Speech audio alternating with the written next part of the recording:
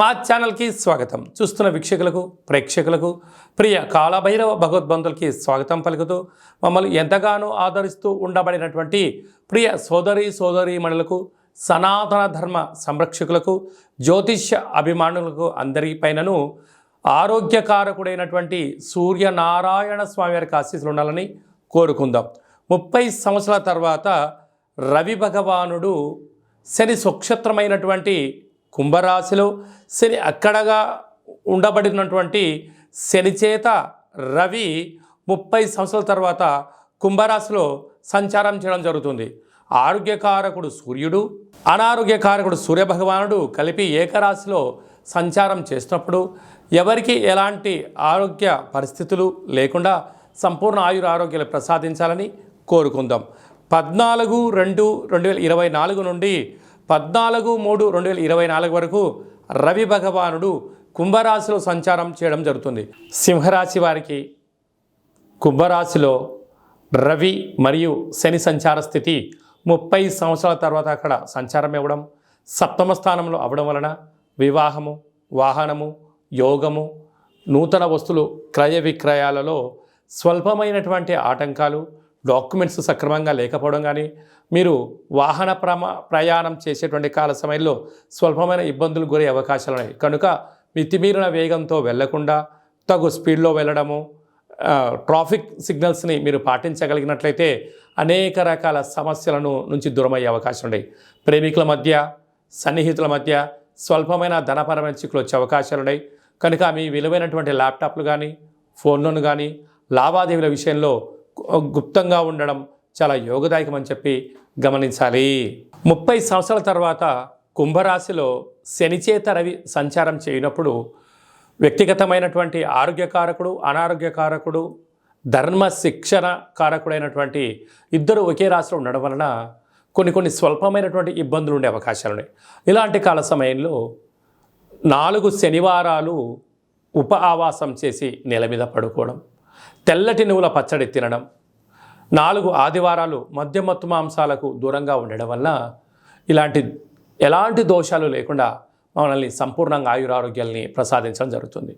అలాగా ఏమైనా వాహన ప్రమాదాలు కానీ, మానసికంగా కానీ, శారీరకంగా కానీ ఇబ్బందులు ఏమైనా ఉన్నట్లయితే ఒక తెలుపు క్లాతులో, లేకుంటే నీలం రంగు క్లాతులో, లేకుంటే ఎరుపు క్లాతులో, తెలుపు, నీలము, ఎరుపు 3 రంగులలో ఏదో క్లాతులో గోధుమలను, తెల్ల నువ్వులను మూట కట్టి మీ యొక్క శిరస్సు కింద, అంటే పడుకునే మంచం కింద కానీ ఎక్కడైనా ఉంచుకోండి.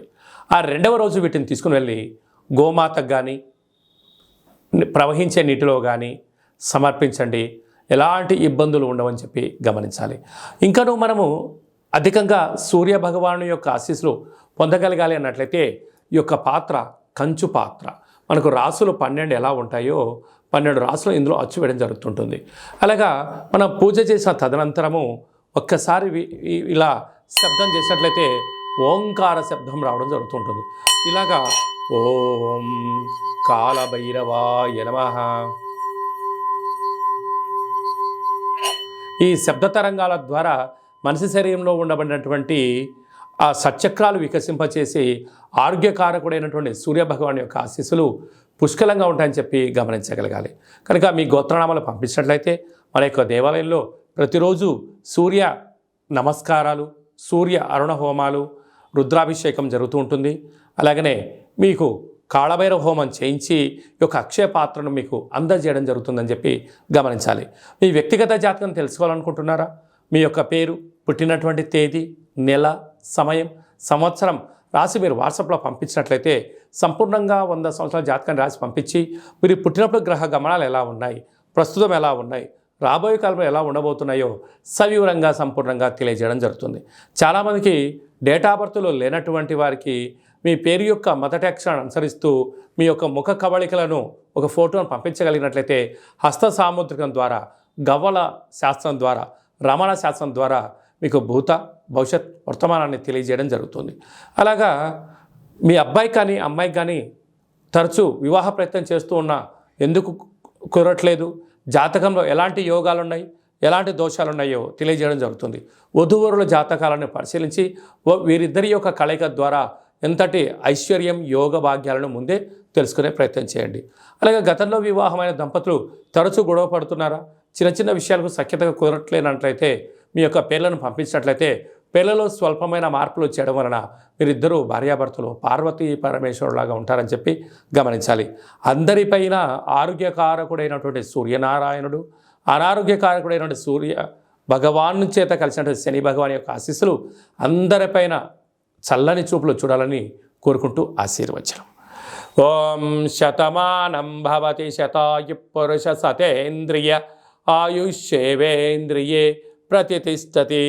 ఆరోగ్య సూర్యనారాయణ దేవత అనుగ్రహ ప్రసాద సిద్ధిరస్తు తదాస్తు. ఈ వీడియో మీకు నచ్చినట్టయితే లైక్ చేయండి, షేర్ చేయండి, మా ఛానల్ని సబ్స్క్రైబ్ చేసుకోండి. మేము చేస్తున్న వీడియోలు మీకు ముందస్తుగా నోటిఫికేషన్ రావాలి అన్నట్టయితే పైన ఆల్ అనే బటన్ కూడా తెలియచేయండి.